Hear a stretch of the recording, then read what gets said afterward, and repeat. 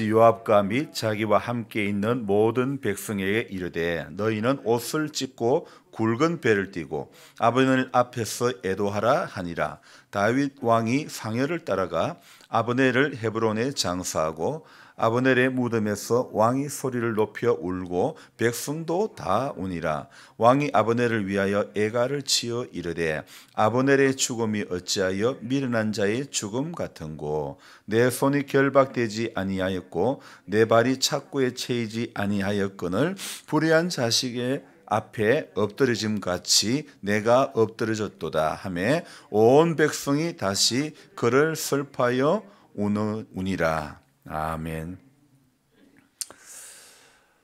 또 새로운 한 날이 시작되었습니다.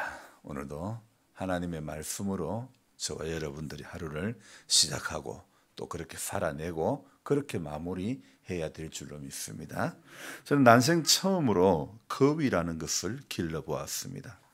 왜 길렀느냐? 사람을 잘 따르고 집을 잘 지킨다고 했기 때문이죠. 그래서 진돗개에 대한 로망처럼 거위도 한번 키워봤으면 이런 마음이 들었습니다. 없을 때는 가지고 싶었지만은 막상 가지고 보니 이거 별거 아니네. 이런 결론이 내려지는 것이죠. 저만 그런 건지는 몰라도 사람들은요, 대개 별것 아닌 것에 마음이 빼앗기는 경우가 많은 것 같습니다. 사람을 잘 따른다는 매력에 거위를 거금 5만 원을 주고 한 마리에 5만 원씩 주고 구입을 했는데 제가 내리는 결론은 이놈 것 시끄러워서 못 키우겠다, 이런 결론을 내려봅니다. 덩치는 산만한 것이 또 시끄럽기는 왜 그래 시끄러운지, 사람을 따르기는커녕 제가 들어가면 도망가기가 얼마나 바쁜지 몰라요. 그래서 뭐 이렇게 제가 처음 생각했던 어떤 그런 느낌보다도 전혀 그런 느낌하고는 전혀 다른, 그래서 이 거위의 모습을 보면 뒤뚱거리기만 뒤뚱거리고 또 뒤뚱거림도 얼마나 심한지 모릅니다. 그런데 날개를 또 이렇게 이 거위가 날개를 펴면요, 좌우의 날개 폭도 이게 얼마나 또 넓은지, 이게 얼마나 폭이 큰지도 모르겠습니다. 하여튼 또 이 날개를 펴고 막 빨리 달려가면요, 이건 마치 비행기가 이륙하려는 듯 굉음을 내고, 날개는 뭐 날지는 못하지만은 날개짓을 할 때면 이건 뭐 깡패가 따로 없는 것 같은 그런 느낌이 듭니다. 마음으로 야, 저거 잡아야 된다는 그런 생각밖에 안 들었는데, 어제 모이를 주러 들어갔는데 바닥에 이상한 것이 보입니다. 괴물 같은 거대한 알이 보입니다. 그래서 야, 이게 직감적으로 이제 드디어 알을 낳기 시작하구나, 이런 생각이 들었던 것이죠. 이게 닭의 알하고는 알 사이즈하고는 비교가 안 되는 겁니다. 사실 저는 너무 시끄러워서 정리를 하려고 했는데 이게 알을 낳기 시작하니 마음이 또 달라지는 것입니다. 시끄러워도 덩치가 산만해도 닭장이 공항도 아닌데 이륙하려고 날개짓 할 때면 이건 여기서 키울 동물이 못 돼, 이렇게 생각이 되어졌는데 막상 거대한 사이즈의 알을 이렇게 보니 또 생각이 달라진다는 그런 마음이죠. 알을 보게 되니, 열매를 보게 되니 생각이 달라진다. 여러분, 제가 오늘 말씀드리고 싶은 것은 신앙생활도 열매를 보면 신앙생활의 재미가 달라지는 것입니다. 그런데 대부분의 사람은 다른 곳에서의 열매는 맺어가도 신앙 안에서의 열매는 입술의 고백과는 달리 마음 한켠에서는 다른 액션을 취하는 그런 모습이 아닐까. 사람을 잘 따른다, 사람과 친화력이 좋다는 것, 그리고 집을 잘 지킨다고 해서 키워보겠다고 했던 저의 기대와는 달리 지금 거위는 제게는 골칫거리였습니다. 근데 제가 간사한 것인지 열매가 그 알이 저의 생각을 바꾸어 놓은 것인지는 모르겠지만은 또 이런 가운데 또 가다가 또 제 감정이 어떻게 바뀌질지는 모르겠습니다. 하지만 기대치와 달라도 열매는 소중한 것입니다. 거위는 날개가 있어도 날지 못하는 것이죠. 닭들이야 약간 날기도 하지만은 거위는 급할 때는 날개를 덩치를 이렇게 막 부풀리면서 날개짓을 하지만은 그러나 이 거위는 날아가지는 못하는 것이죠. 원래 날개가 원래부터 날개가 있어도 날지 못하는 동물로 태어났는 것인지 아니면 점점 퇴화되어 가지고 날지 못하게 된 것인지 저는 그건 모르겠습니다. 하지만 하나님이 제게 주신 것 가운데서도 원래부터 부족한 상태의 것으로 주신 부분도 있을 것이고 이미 주실 때는 완벽한 것으로 하나님이 주셨는데 살면서 제가 믿음의 간절함이 없다 보니 나의 믿음의 날개에도 그렇게 퇴화되어 온 것은 아닐까 이런 생각을 해보았습니다. 이 시대가 그런 것 같습니다. 날개가 있어도 날지 못하는 또 부족한 것은 느껴도 간절함은 없는 신앙적인 어떤 감정이 열정이 사라진 시대 그런 시대와 같은 그래서 소망이 없는 믿음 생활 그래서 요즘 그 유행되고 있는 단어가 뭡니까? 혼자 밥 먹는다 해서 혼밥, 혼자 술 마신다 해서 혼술 그런 이야기들 많이 하지 않습니까? 우리 사이에 이런 말들이 언제부터 나왔습니까? 나왔는데 지금은 사회뿐만 아니라 믿음 생활하는 데 있어도 저는 오늘 이렇게 말을 지어봤습니다. 혼밋, 혼자 믿는 거, 혼자 자기 잘난 맛에 믿는 거 이런 혼밋 생활을 하고 있는 것은 아닐까.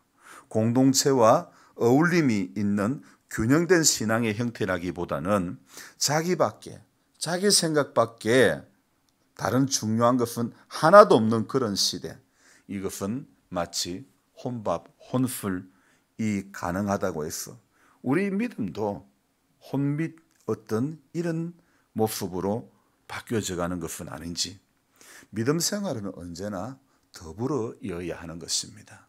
그래서 만약에 혼자 믿고 혼자 잘 믿고 이렇게 되어진다면요 오늘 세상은 점점 더 삭막해져 갈 수밖에 없는 것 같아요. 여전히 이 사무엘 하에는요 사울이 전해준 그 사울의 소식을 전해준 아말렉 청년 그 청년의 생각에는 내가 이 소식을 다윗에게 전해주면 아마도 나에게 의미 있는 대우를 해줄 것이야. 명분 있는 대우를 해줄 것이야. 이런 생각이 그에게는 있었던 것 같아요. 그리고 오늘 또 한 사람이 죽습니다. 사무엘 하에 오면요. 누가 죽느냐면 아브넬이라는 사람이 죽습니다. 이 아브넬의 이제 죽음을 이렇게 또 이야기하고 있고 또 이스보셋이 죽어가는 그런 죽음. 이스보셋은요 사울의 아들이고 아브넬은요 사울의 군장입니다. 이런 사람이 이렇게 죽어갔을 때에 그때에 특별히 또 이스보셋의 죽음을 알려주는 사람은 레갑과 바나라고 하는 사람. 이래서 이 사람은 이 소식을 알려주면 뭔가 다윗이 자기를 괴롭히던 사울의 아들이기 때문에 이런 소식을 전해주면 무언가 자기에게 어떤 반대급부가 올 것이냐 그렇게 생각을 하고 소식을 전하지요. 하지만 어떻습니까? 결과는 레갑과 바하나는 죽음을 당하고 마는 것입니다.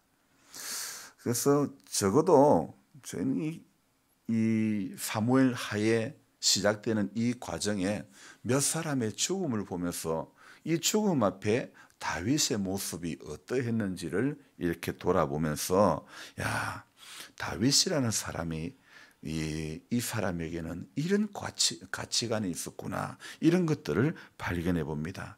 저도 신앙생활하면서 나름 중요하게 생각하는 가치들이 있는데 이런 말도 사실은 조심스럽긴 합니다. 덩치는 산만한데 날개는 엄청 큰데 단 3초도 날 수 없는 것이 바로 오늘 우리 신앙의 연수는 많은데 열매는 별로 없는 저의 모습이나 별 다를 바가 없는 것 같습니다. 정상적인 날개는요, 나는 용도가 맞는 거 아닙니까? 날개가 있다 그러면 정상적으로는 날아갈 수 있는 어떤 그런 재능이 이렇게 부여가 되는 것인데, 그러나 거위에게는 날개가 있지만은 거의 장식용에 불과한 것 같은 그런 생각이 드는 겁니다. 여러분, 믿음 생활도요, 장식용 믿음이 있고 열매형 믿음이 있는 것 같습니다. 요즘 글을 적을 게 별로 없어서인지 별의별 동물 이야기를 다 한다 그럴지 모르겠습니다. 그도 그럴 것이 성경 이야기만 하면 또 뭐합니까? 알아야 장단도 맞추어 주는 것인데 우리 여기 시골의 노인분들은 성경을 봐도 지식적인 부분은 너무 없으니 제가 선택한 방향이 일상이었던 것이죠. 그래서 일상 속에서 일어나는 목사이지만은 덜 된 이야기가 제가 꼭두새벽 묵상을 적는 어떤 모태가 되는 그런 패턴이죠. 성경이 가르치는 것들이 성경이 가르치는 이야기가 전체가 보니까 된 이야기보다는 덜 된 이야기, 안 된 이야기가 더 많은 것 같습니다. 우리는 된 이야기를 들으면서 새 힘을 얻기보다 또 안 된 이야기를 들으면서 그것을 반면 교사를 삼아서 또 그렇게 반면 교사를 삼고, 야, 이렇게 하면 안 되는 거구나, 또 그러면서 더 많은 어떤 깨달음이 있지 않을까. 성경이 된 이야기로, 완전한 이야기로 가득한 책이라면 아마 라합도 룻도 성경에 기록되지 않았어야 마땅할 것 같습니다. 그러나 성경의 기록의 패턴은요, 안 된 사람의 좌충우돌하는 이야기가 너무 많이 되어 있죠. 자, 그러니까 다른 말로 한다면 세상은요, 모범생보다는 불량 학생이 어쩌면 더 많은 것이 아닐까. 모범생이 많다면 세상이 이렇게 나누어지고 세상이 이렇게 불공평하고, 모범생이 많다면 힘 있는 나라라고 또 이렇게 그렇게 너무 쉽게 전쟁을 일으키고 그렇게 할 수 있을까. 끼리끼리 논다는 것, 어쩌면 믿음 생활하는 우리도요, 하나님 나라의 모범생이기보다는 불량 학생일 때가 더 많지는 않을까, 이런 생각. 멀리 볼 필요가 없습니다. 그런 사람 찾아볼 필요가 없습니다. 신앙이 조금이라도 있는 사람이라면 자기 자신을 바라보면 바로 우리는 언제나 그 불량 학생이 자기라는 것을 알게 되는 것입니다. 믿음이 있으면요, 그것이 알게 되지만은 믿음이 없으면 그마저도 어려운 것입니다. 나는 다 의인이고 상대는 전부 악인이 되고 마는 것이죠. 그래서 세상은요, 이런 두 부류로 나눌 수가 있는데, 한 부류는 사익을 추구하는 사람, 또 한 부류는 공익을 추구하는 사람. 성경을 읽어봐도 그렇더라고요. 사익을 추구하는, 사적인 이익을 추구하는 사람이 있는가 하면 공적인 이익을 추구하기 위해서 그렇게 기록된 분들도 있는 것입니다. 그래서 오늘 우리가 사적인 욕망이 우리 안에 건강하지 않으면요, 그러면 결국은 이 공적인 욕망을 사적인 욕망이 압도할 때에, 그럴 때에 우리는 사익을 추구하는, 사익에 붙들리는 그런 인생이 될 수밖에 없는 것입니다. 다시 말하면 사적인 욕망을 공적인 욕망으로 승화시키지 못하면요, 우리의 나아가는 방향이요, 전부 자기를 위해서 사는 인생이 될 수밖에 없습니다. 우리의 방향은요, 언제나 사적인 욕망이 건강해야 되는 겁니다. 그래서 이건 어떻게 하면 이웃과 더불어 공적으로 서로 나누고 살 수 있을까? 그래서 우리 안에 오늘도 사적인 이 욕심들을 자꾸 공적인 욕심으로 이렇게 채우고 승화시키고 바꾸어 가야 되는 것입니다. 이렇게 되면 이건 100% 여러분, 이게 사적인 욕망을 공적인 욕망 아래에 눕히지 못하면요, 전부 우리는 자기밖에 모르는 사람으로 전략되고 만다는 것입니다. 우리 예수님은요, 사적인 욕망을 채우려고 이 땅에 오신 분이 아니라는 것이죠. 주님은요, 만약에 주님이 사적인 욕망을 채우려고 이 땅에 오셨다면 아마 오시지도 않았을 것이고, 오셨다 하더라도 40일 금식하고 줄일 때에 이 돌이 떡으로 변하게 되게 해라 그랬을 때에 주님은 봐라, 떡으로 만들어 가지고 보여주셨을 것입니다. 그러나 주님은요, 결코 한 번도 단 한 번도 사적인 욕망을 채우려고 오신 분이 아니라는 사실입니다.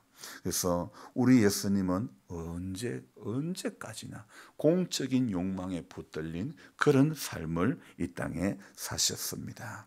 그래서 다윗의 인생도 그렇습니다. 다윗이 이 사적인 욕망에 붙들렸을 때에는 그는 그의 신하의 아내를 범하고 말았지요. 그리고 그런 어리석은 인생으로 한순간 살았지만은, 그러나 공적인 욕망에 붙들린 그런 사람이 되었을 때에 골리앗과의 싸움에서 이기고 돌아오는 그를 향하여 여인들이 뭐라고 그랬습니까? 사울이 죽인 자는 천천히요, 다윗이 죽인 자는 만만이다. 이게 뭐냐면, 이 노래가 공적인 욕망에 붙들리니까 사람들이 아는 거예요. 여러분, 제가 목회를 하면서도 참 저 사람은, 저 목사는 사적인 욕심에 붙들린 사람이다. 그럼 여러분들이 다 아는 거고, 공적인 욕망에 교회를 생각하는 마음에 붙들렸다 그러면 그것 또한 여러분이 다 아는 거 아닙니까? 여러분, 우리는 어떤 것에 붙들려 있는지 우리 자신은 잘 몰라도 하나님은 다 알고, 나와 함께하는 사람은 우리를 다 잘 알게 되는 거 아닙니까? 오늘 이 다윗 안에는요, 공적인 욕망이 사적인 욕망을 누를 때가 많았던 것입니다. 오늘 다윗이 또요, 읽었던 이 본문에 보면 아브넬, 그것도 자기를 괴롭히던 사울의 군장이 죽었습니다. 그러면 아이고, 사울이야 왕이니까 하나님이 기름 부어 세운 사람을 내가 해할 수 없다, 뭐 그것이 통할 수도 있겠습니다. 그러나 사울의 군장인 이 아브넬은요, 왕도 아니지 않습니까? 그런 사람 죽으면 뭐 그 죽은 것으로 끝날 수도 있지 않습니까? 그러나 다윗은 공적인 욕망에 붙들린 사람입니다. 그러다 보니까 이 아브넬이 죽었을 때도 다윗은 오늘 33절 34절에 아브넬의 죽음이 어찌하여 미련한 자의 죽음 같은고, 내 손이 결박되지 아니하였고 내 발이 착고에 채이지 아니하였거늘 불의한 자식의 앞에 엎드리짐 같이 네가 엎드려졌도다. 다윗은 아브넬의 죽음을 애도하는 애가를 지어 부르는 것이죠. 오늘 자신을 죽이려고 그렇게 못살게 구는 사울 왕도 아닌 바로 그의 신하 아브넬의 이 죽음 앞에 이 다윗이 취한 행동을 볼 때에는요, 애도하는 이 모습을 보면요, 저는 이것이 하나님의 사람의 모습이 아닐까, 이런 생각을 해보는 것입니다.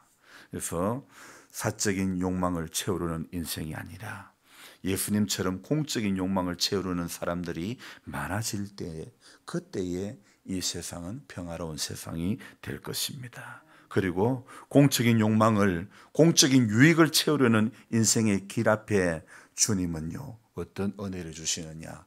오늘 시편 40편을 한번 보면요, 시편 40편에 이런 이야기가 있습니다. 공적인 욕망을 채우려는 인생의 길을 걸어갈 때에 오늘 다윗은 이렇게 고백합니다. 시편 40편 1절에 내가 여호와를 기다리고 기다렸더니 귀를 기울이사 나의 부르짖음을 들으셨도다. 여러분, 우리가 공적인 욕망에 붙들려 가면 오늘 다윗처럼 기다리고 기다렸더니 귀를 기울이사 내 부르짖음을 들으셨나이다. 이런 은혜가 주어질 줄로 믿습니다. 그뿐 아닙니다. 2절에 또 나를 기가 막힐 웅덩이와 수렁에서 끌어올리시고, 여러분 사적인 욕망에 붙들리면 하나님은 이렇게 기가 막힐 웅덩이와 수렁에서 붙들어 주시지 않습니다. 한 인생이 이 땅에 태어나서 공적인 욕망, 하나님 나라의 욕망에 붙들릴 때에, 그때에 하나님은요 기가 막힐 웅덩이와 수렁에서 끌어올리시고 내 발을 반석 위에 두사 내 걸음을 견고하게 하셨도다. 걸음을 견고하게 하시는 우리 주님인 줄로 믿습니다. 그뿐 아니죠. 4절에 또 뭐라고 말씀하고 있습니까? 여호와를 의지하고 교만한 자와 거짓에 치우치는 자를 돌아보지 아니하는 자는 복이 있도다. 그러니까 하나님 의지하고 교만하지 않고 거짓에 치우치지 않으면 하나님이 복을 주신다. 이거 전부 다요 공적인 욕망에 붙들린 인생이 될 때에 하나님이 이런 은혜를 주신다 말씀하고 있지 않습니까? 성경이 말하는 공적인 유익에 붙들린 인생, 여러분 우리가 기도해야 될 제목이 바로 이런 모습이 되어야 되지 않을까요? 저는 오늘 그래서 이번에 아무쪼록 이번에 3월 9일 날 치루어지는 대통령 선거에서도요 사적인 욕망, 즉 권력 욕망에 붙들린 사람을 선택할 것이 아니라 공적인 욕망, 공적인 유익에 붙들린 사람을 하나님 선택할 수 있도록 도와주십시오. 공적인 욕망이 사적인 욕망, 권력욕을 누를 수 있는 그런 사람을 하나님 세워주십시오. 그런 사람이 대통령이 되게 해달라는 그런 기도를 해야 될 것 같습니다. 힘을 가진 사람에게 더 큰 힘을 쥐어주는 게 대통령 선거가 아니고, 힘을 가지게 된 사람이 힘이 없는 사람을 향하여 자신의 힘을 나누어 주어서 국민이 행복할 수 있는 바로 그런 사람을 선택하는 것이 우리가 이번에 뽑게 되는 대통령 선거가 바로 그러해야 될 것 같습니다. 그래서 다윗이 오늘 비록 적의 사람이었지만은 죽음 앞에 품을 수 있는 한 사람, 여러분 오늘 이것이 성경이 가르치는 교훈이고, 이런 모습이 바로 공적인 사람, 공적인 유익을 위하는 인생의 모습 아닙니까? 이런 다윗을 하나님은요 통일 이스라엘의 왕이 되게 하시는 겁니다. 그의 삶을 우리 믿음의 표대이신 예수님을 예표하는 삶으로 살게 하셨던 것입니다. 그래서 덩치만 큰 거위가 아닌, 덩치만 큰 골리앗이 아닌 작은 이 거인의 팔을 하나님은 들어 올리셨던 것입니다. 무엇으로요? 통일 이스라엘의 왕으로. 그래서 이번에 3월 9일 날 정말 하나님께서 대한민국에 공적인 욕망에 붙들린, 그래서 공적인 욕망이 사적인 욕망을 누르는 한 사람의 손을 번쩍 들어주셨으면 좋겠습니다. 그래서 정말 이 나라가 그동안 계속 진행되어 왔던 변화되지 않는 어떤 그런 모습이 아니라 지도자가 바뀜으로 정말 변화된 모습이 나타날 수 있는 그런 세상, 그런 나라를 꿈꿀 수 있는, 그래서 또 꿈꾸고 기도하는 우리가 되었으면 좋겠습니다. 기도하겠습니다. 하나님 아버지, 별 어줍지 않은 짐승을 길러보면서 또 부족한 사람은 깨닫습니다.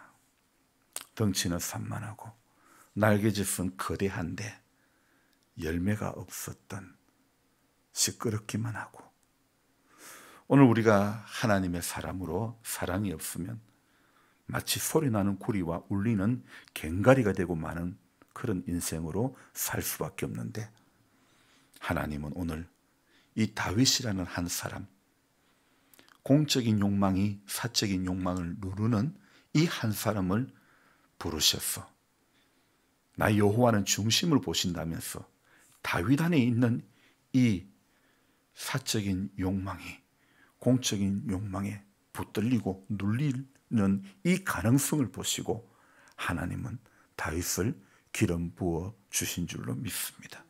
우리도 오늘 하나님 세상을 살아가면서 공적인 유익을 위해서 살아가는 인생이 있는가 하면 자기밖에 모르는 사적인 욕망, 그것에 붙들려 살아가는 사람도 얼마나 많은지 모릅니다. 사적인 유익을 위해서라면 사람 속이고 법 앞에 진술하지 못하고 자기의 유익만을 구하는 인생들이 얼마나 많은지, 주님, 이 나라 이 민족의 역사를 보면서 우리는 너무나 잘 알고 있습니다. 주님, 다시 우리는 과거로 돌아가는 역사가 일어나지 않기를 원합니다. 대한민국의 정치가 한 발 더 진보되어질 수 있도록 도와주시기를 원합니다. 하나님, 정말 가장 깨끗해야 될 곳에서부터 썩어져가는 그런 것이 얼마나 많은지 모릅니다. 또 하나님의 교회도 마찬가지인 것 같습니다. 가장 거룩해야 될 교회가 지금 세상의 지탄의 대상이 되고 말았습니다. 우리 교단의 한 교회가 또 세습을 했지만은 비난의 여론이 돌아오자 교단을 바꾸는 그런 일들도 있습니다. 저부터도 하나님 앞에 참 온전치 못함이 너무나 많은 것 같습니다. 우리가 언제까지 이렇게 온전치 못한 모습으로 서야 될지, 주님, 우리를 불쌍히 여겨주시고 우리 공적인 욕망이, 오늘 우리 안에 있는 세상적인 욕망, 사적인 욕망, 자기만을 위하는 그런 생각들을 누를 수 있도록 도와주시기를 원합니다.